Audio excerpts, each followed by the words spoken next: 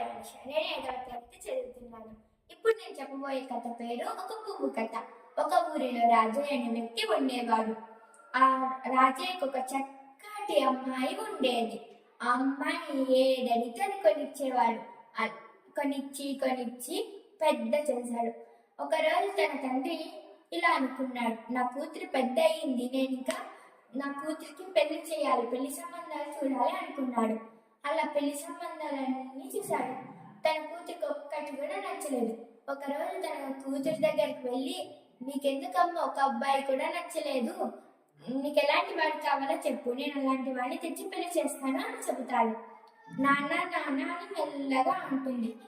నాకు ఈ ప్రపంచంలో శక్తివంతమైన వెలుగునిచ్చే సూర్యుడు అంటే చాలా చాలా ఇష్టం నాన్న అని చెబుతుంది. సూర్యుడికి మనకు నక్కకు నాగలోకమంత దూరం ఉంది, ఎలా నీకు పెళ్లి చేయాలి, నేను చెప్పిన పెళ్లి చేసుకో అని చెబుతాడు తన తండ్రి. ఆ అమ్మాయి మొండికేసి అక్కడే కూర్చుంటుంది, నేను సూర్యుడిని చేసుకోవాలి అని. ఆ తండ్రి, నువ్వు నా మాట విన్నప్పుడు ఇక్కడ ఎందుకు అని బయటకు దొబ్బేస్తాడు.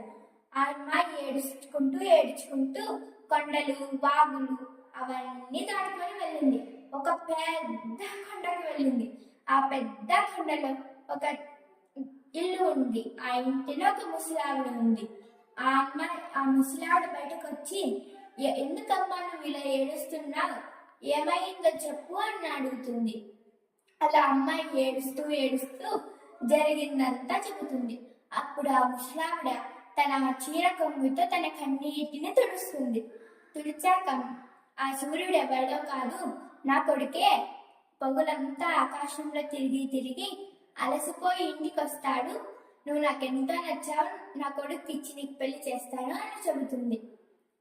మళ్ళీ సాయంత్రం అయ్యేసరికి సూర్యుడి ఇంటికి వస్తాడు. ఇంటికి వచ్చి అమ్మాయిని చూశాడు. ఎవరబ్బాయి అమ్మాయి మా ఇంటిలా ఉంది అని అనుకుంటాడు.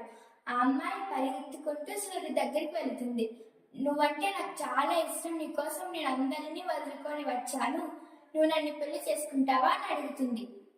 నన్ను చూస్తే అందరి కళ్ళు మబ్బులు వస్తాయి, నన్ను ముట్టుకుంటే చాలు కాలి బూడిదైపోతారు, నువ్వు నన్ను ఎలా పెళ్లి చేసుకుంటావు పప్ప, నువ్వు ఇక్కడి నుంచి వెళ్ళిపో, మీ నాన్న మీ అమ్మ చెప్పినా పెళ్లి చేసుకో అని చెబుతాడు.